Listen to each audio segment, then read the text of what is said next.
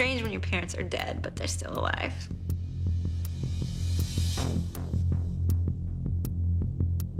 We had a great relationship for the most part. But it kind of breaks my heart because they are dead, really. This has nothing to do with Hindus, nothing to do with the Hindu religion. This has to do with a guy who used people's desire to find God or a religion that they could believe in to molest children.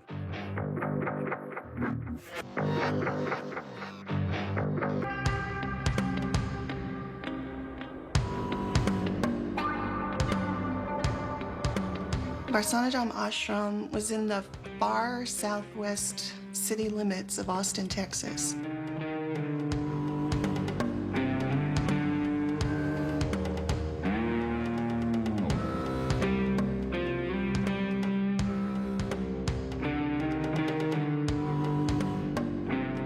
Basically, an ashram is a spiritual community where people come together to live and to worship. I found this organization, the International Society for Divine Love. I decided this was my spiritual path pretty quickly. International Society of Divine Love is really just a name for a religious sect that mostly congregates within the United States. They follow basic Hindu philosophies.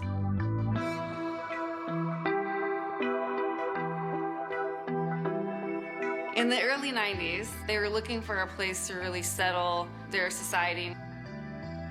They had found a large plot of land, about 200 acres in central Texas, outside of Austin, to build a temple, a really magnificent temple.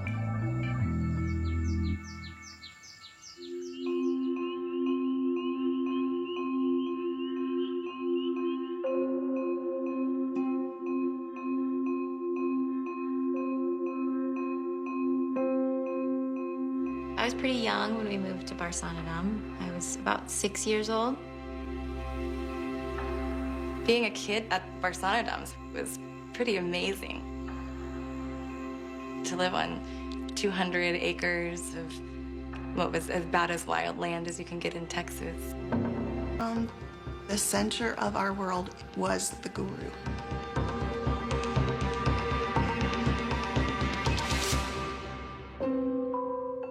That was it. There was no other center. Everything was about the guru. What he wanted is what we did.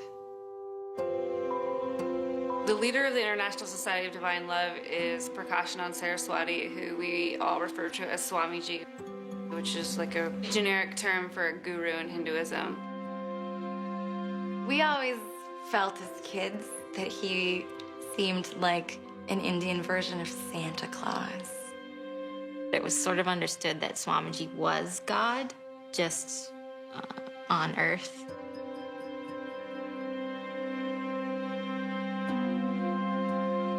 Love, deep, mad love. If you were a little kid, you felt like he was this fun grandpa, like the best grandpa.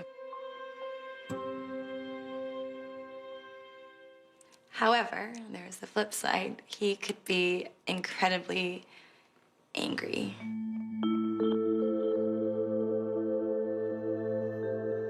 That was the side you did not want to experience, but most of us did at one point or another, and it was always referred to as, I got blasted by Swamiji.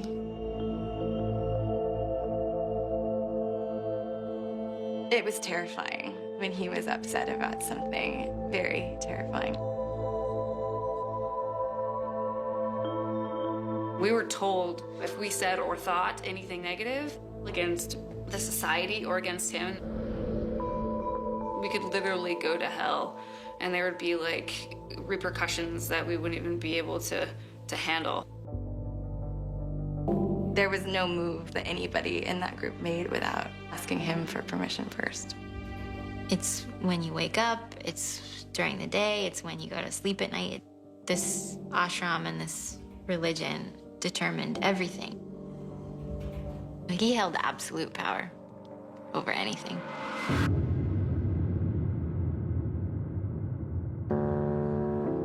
People that are seekers, people that are looking for meaning in this world, they're looking for their reason for living. But one of the successes of some of these guys is to keep people in a very peaceful control and expose them only to what's going on in there. And that compromises people. If people aren't fairly street smart, I always call it street smart, it sets up the victimhood.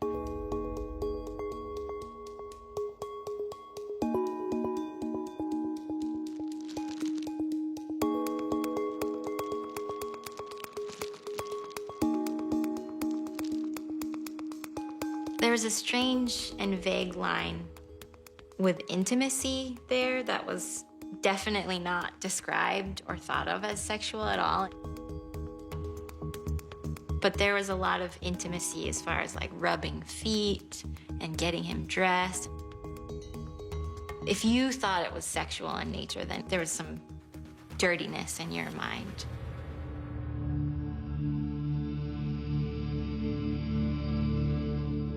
He was very affectionate with everybody.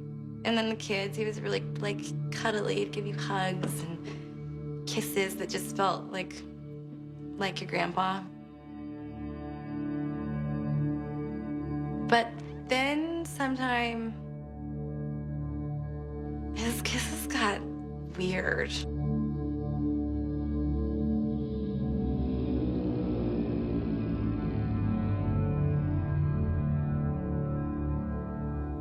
I was about 12 years old, I was between 12 and 14 years old. I was 11 years. and you just sort of hoped and prayed that they wouldn't happen too soon.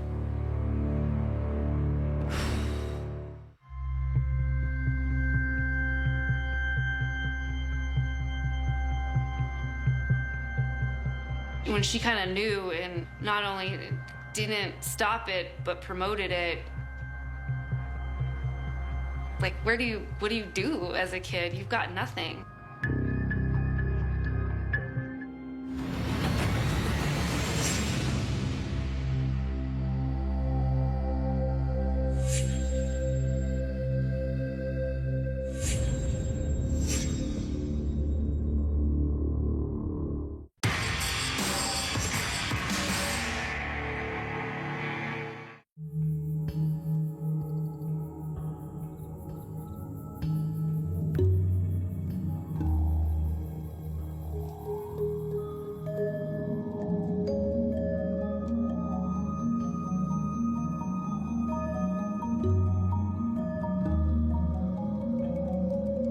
You know, I don't know what I was doing, but my mom asked why I was acting weird, and I kind of didn't really say anything because I didn't really know if what I had felt was what I had felt. And she said, well, I know what happened to you. And so I said, okay, and we kind of talked about it, and I was like, kind of flabbergasted when she told me to enjoy it. And her mother told her that it was a test. Smarty was doing a test to test her dedication. Part of me, as a child wanting your parents to take care of you, they should be like the one thing in your life that protects you from everything. When they don't, it's a massive failure and devastating. So when she kind of knew and not only didn't stop it, but promoted it, like, what do you do as a kid? You've got nothing, you know? To be a dad or a mom is a privilege. It is an honor. It is the biggest responsibility of your life. And until that child is 18, you are supposed to be the #1 protector and the #1 believer. And if your child has a problem, you're supposed to be the #1 solver. So when a little girl comes and says, Dad, I am scared, something's very wrong. Somebody's doing something really creepy to me. The first thing you tell them is, I believe you.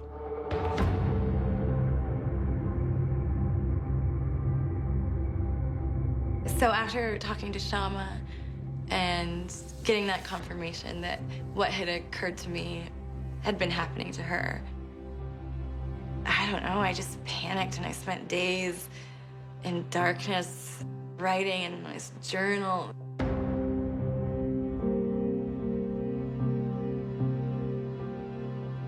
On the third day, my mother finally kind of burst into my room and was livid. She's like, I read your journal. And I kind of felt like throwing up because my assumption was that, you know, at least that I was going to destroy her life when I told her about this horrible thing that happened to me, and that she was gonna be so angered that someone had done this to her daughter. And then the reality was I was in trouble for seeing it as something other than religious.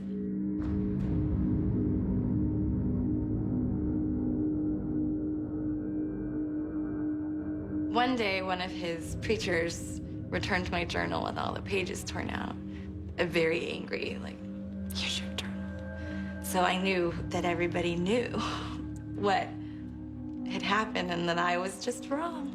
I got it all wrong. Wrap your head around that. Not only did they not believe you, not do anything about it, they chastise you and go hang around and eat with and talk to and worship the pedophile. That's betrayal.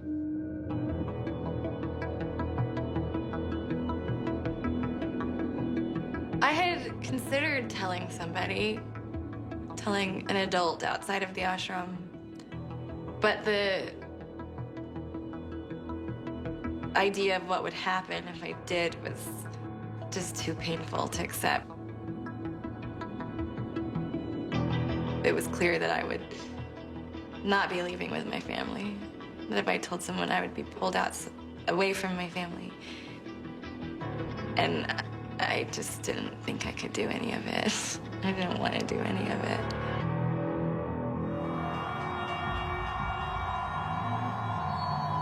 When I saw that word rape, it pretty much changed my whole world. If you get failed another time, it can just, it's over.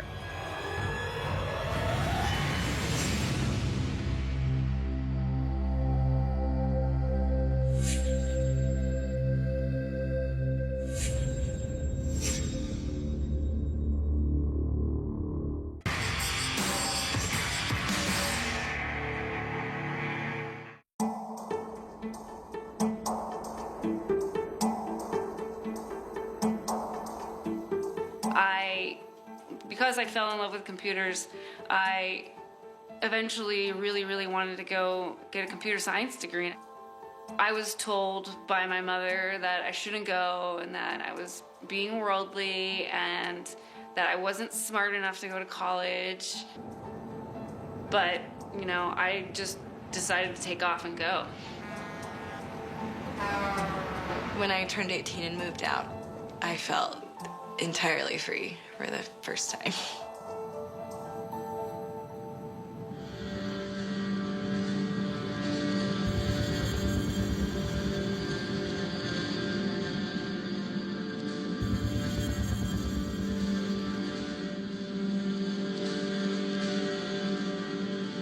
One of the biggest changes in our life at the ashram happened when Swamiji first revealed to us that he had a guru. Up till that point, I had no idea that there was another guru involved in this organization. I thought Swamiji was the tip top of the whole thing. Kripala was Swamiji's guru in India. And he used to travel as a preacher of Kripalu. Kripalu's a man who many believe is God in. Things got really weird.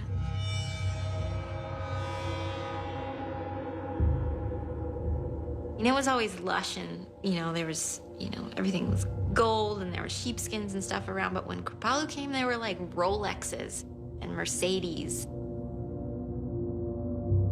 With our Swami, you didn't have to pay to spend personal time with him. But with Kripalu, it was a whole different story. To spend that time with him, to kind of sit with him for 10 minutes, would be $250. You could pay to go in and actually sit with him while he had dinner. That was about $2,500.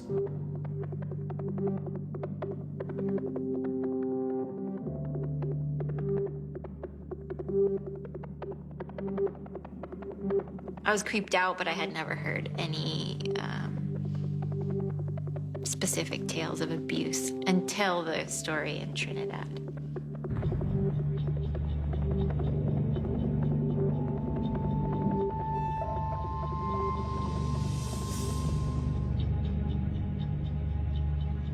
God, I remember I started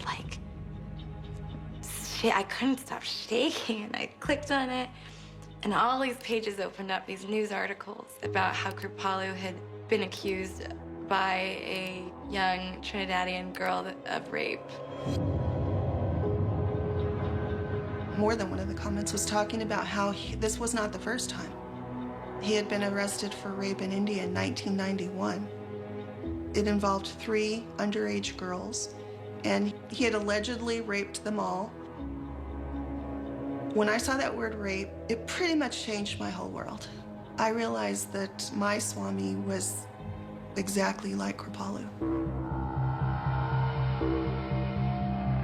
Whatever Kripalu's involved in, my Swami is worshiping him, serving him, building him temples, inviting him to our temple.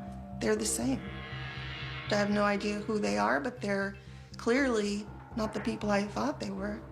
And if they're raping and molesting people, someone needs to know about it and do something.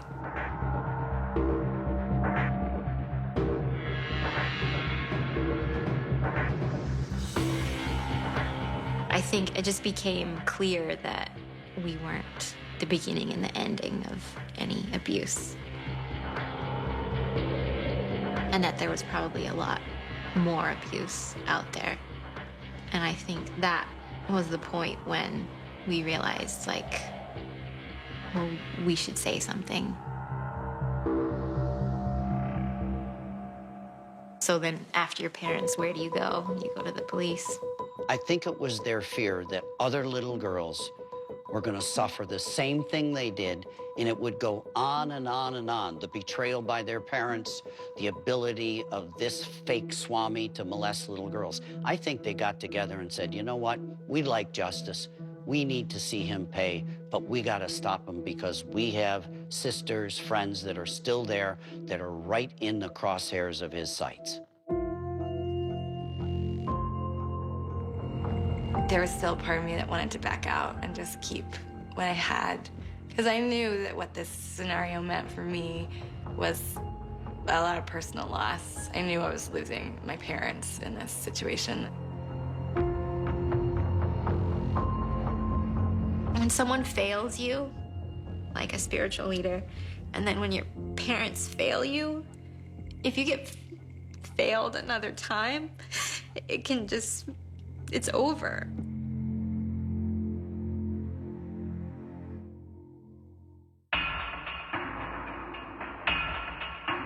He was able to successfully abuse children over years and repeatedly.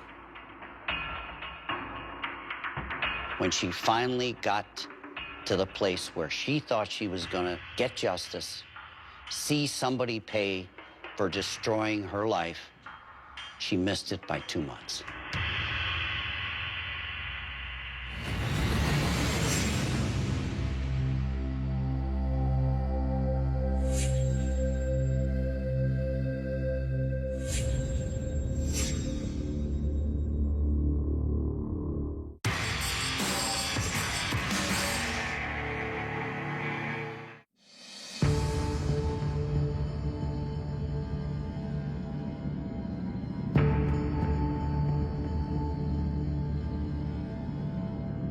Even though I wasn't part of the temple anymore, I was still afraid that, you know, if I came out against Swamiji, that I would transgress to the point where I would be going to hell.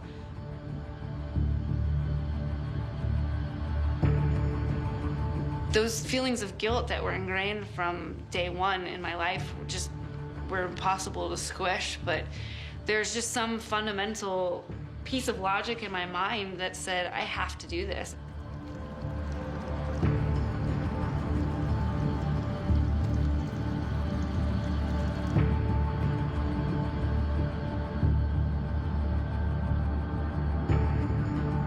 If you don't do this, then you're perpetuating the abuse just like the people who did it to you.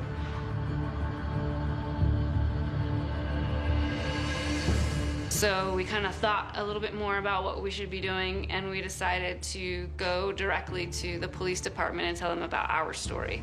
It was pretty intense, just the feeling of like, someone's gonna listen to us. It was also terrifying because someone's gonna listen to us and someone's gonna question everything about what we're saying.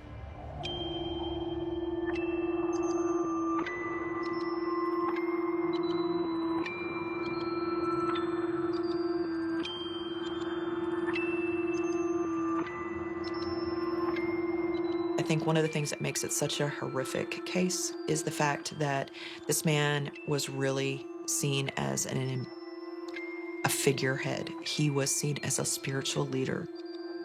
He had so much power and control. He was revered. He was idolized. Okay, he had the ability to look at so many people and guide their lives. And he did. And as a result of that, he was able to successfully abuse children over years and repeatedly. When, you say, well, it's just touching a breast, and it wasn't him actually having sexual intercourse or, doing something worse. I mean, think about that from the perspective of Vesla or Kate or Shima. Any kind of activity that any normal woman should be able to engage in, like the first time you make love with your husband, the first time you nurse your child, those things are all tainted because of what this guy did to them. So there's no hierarchy of, oh, it wasn't that bad. It's all horrible. The first concern that I had was, what's the statute of limitations? And I pretty quickly realized that, unfortunately, in Kate's case, that we were past the statute of limitations for her. And that was a real kind of heartbreaking situation for her. The statute of limitations in this case was 10 years after your 18th birthday. Kate Tonneson missed the statute of limitations by 2 months.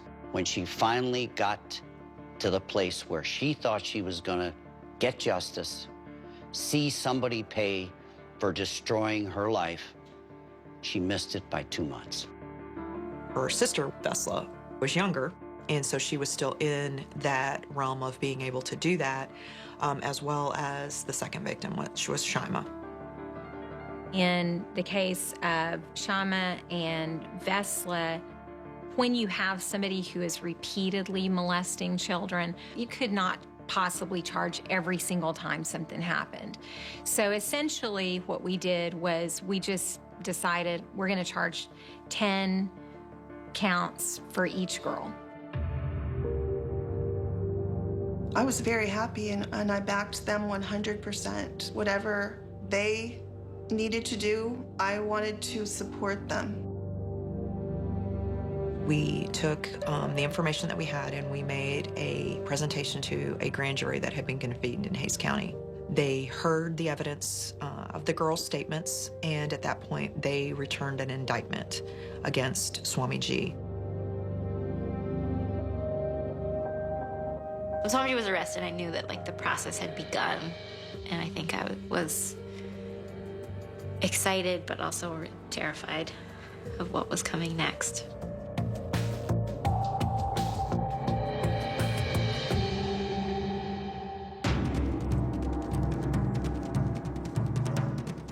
point, we are flagging him and his photograph, and we're asking the court to swear out a warrant. This man is fleeing. He's running.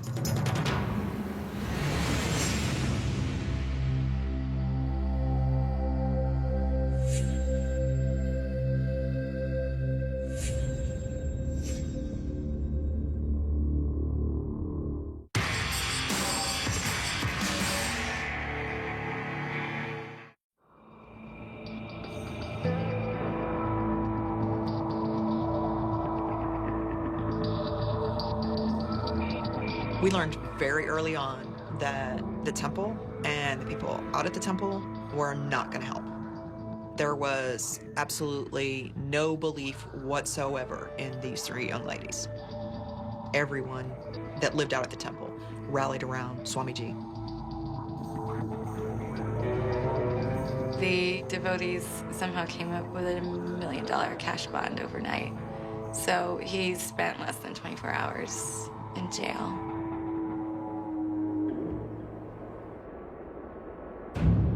The guy's charged. Cops think it's important enough. A grand jury says this is awful. They go out and arrest him. And then the adults in that community, in that ashram, raise $1 million for a bond, hire a team of lawyers and a PR agent.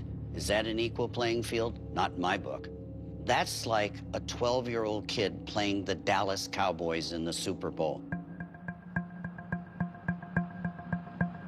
It took 3 years to get to trial. Some of these lawyers played a lot of cards to extend and extend. The report came through his lawyers that he had some type of medical issues that he was dealing with, including a back injury of some sort. Doctor said, yeah, he may need a special chair if he wants one, but he can certainly sit in the trial.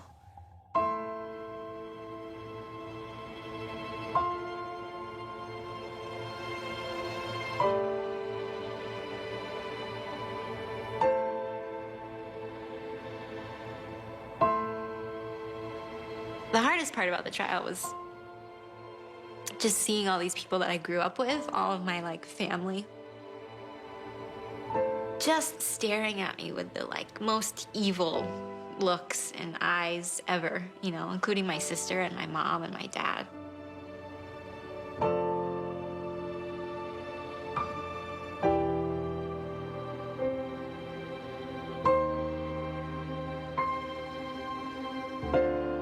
When I walked into the courtroom and I looked over at Swamiji, he looked at me in the eyes and smiled like I was his kid or I was his and that he possessed me. I just was like, you mother, you do not own me, I am not wrong. It just changed my entire approach and thoughts about how I was going to testify. I was so terrified, but he made it so easy for me to just spill my guts, and I did.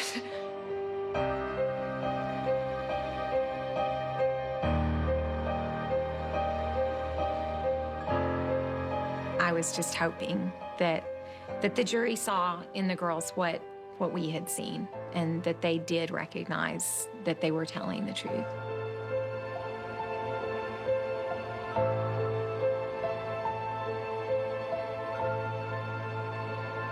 The verdict came back guilty on all counts in both cases.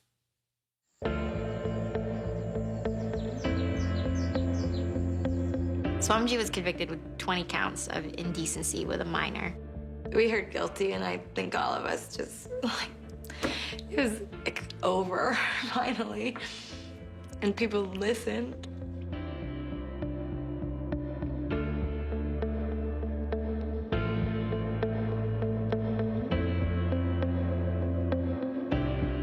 When we all left for the weekend, we were getting ready to start up again for the punishment phase of the trial on Monday.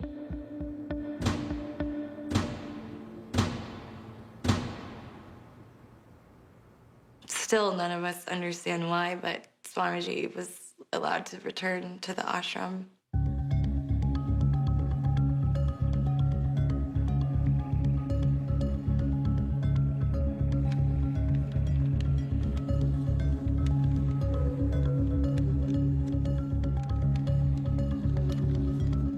We arrived to court bright and early Monday morning.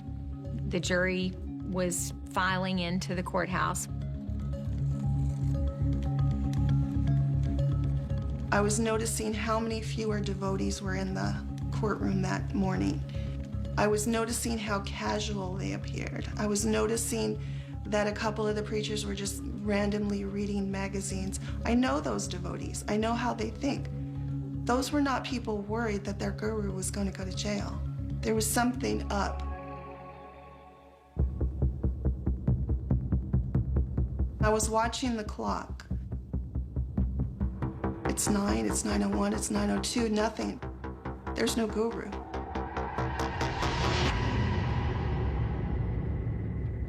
So Swamiji never showed up.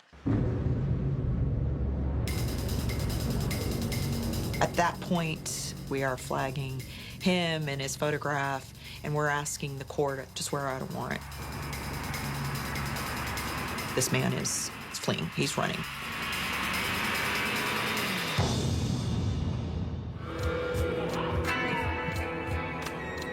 s2e6 went to Mexico across the border. We're trying to find a very small needle in a very large haystack.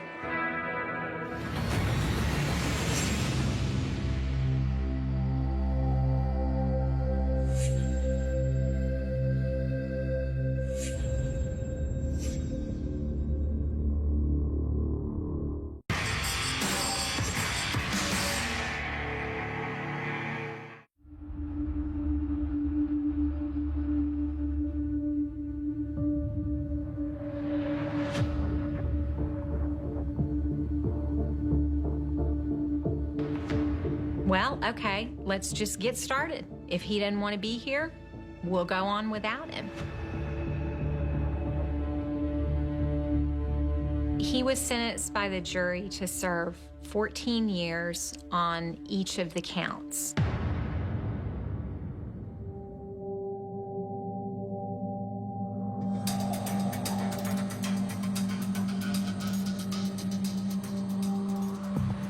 We started doing some work and found out that he had actually been admitted to a local hospital emergency room over the weekend.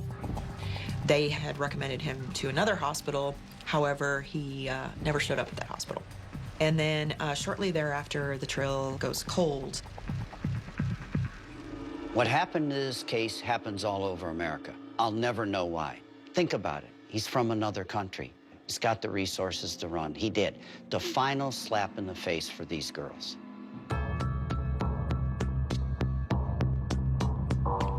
U.S. Marshals conducted an interview with a couple of close confidants in the inner circle of s2e6.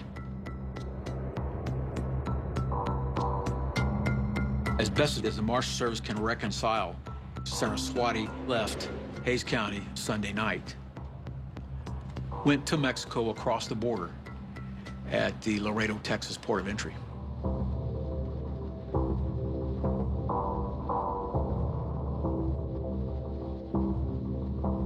Mexico's a very large country. We're trying to find essentially a very small needle in a very large haystack. Problem is, we just could not pinpoint a specific location.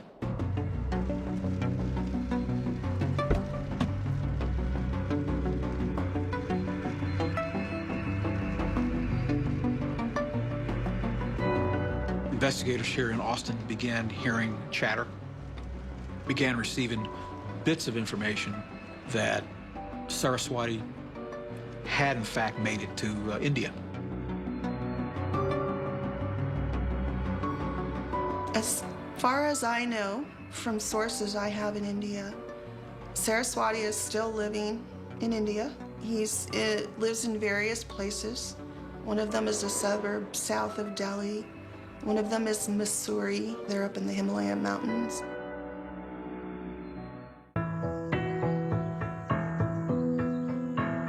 Kripalu, we learned, passed away back in the fall of last year. The case in Trinidad was ultimately dropped, but it was amid rumors of corruption and bribery, so we'll never really know what happened there.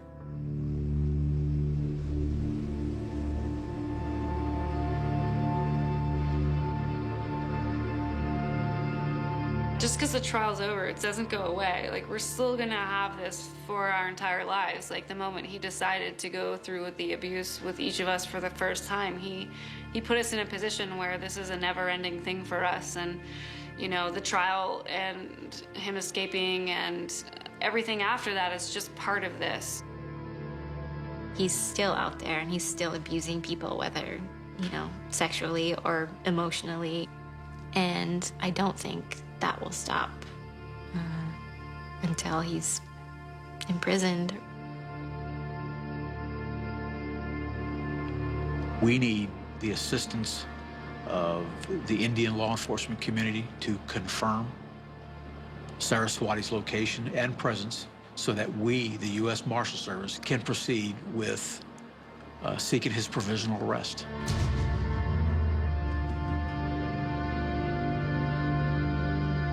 It's an ongoing case. This is not just a case we worked up to a certain point and put it away. We're going to continue the hunt till Saraswati's held to account. Prakashanan Saraswati is thought to have various health issues, including back problems and possibly diabetes. U.S. Marshals believe he's living in India between New Delhi and the town of Mussoorie. If you've seen Prakashanan Saraswati, please call 1-866-THE-HUNT or go online at cnn.com/The Hunt. You can remain anonymous. We'll pass your tip on to the proper authorities, and if requested, will not reveal your name.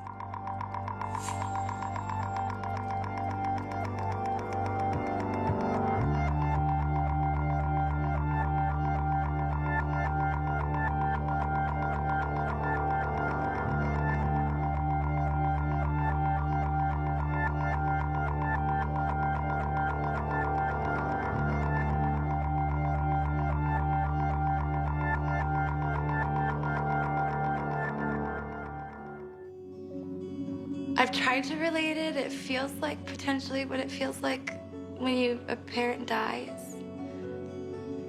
But it wasn't death that took him away. It was their own attachment to their guru that allowed them to override their love for me and my sister. Vesla and Shama and I are inextricably bound now. You go through something like this together, and you can't break the bond that was built when you were holding each other up in the way we did.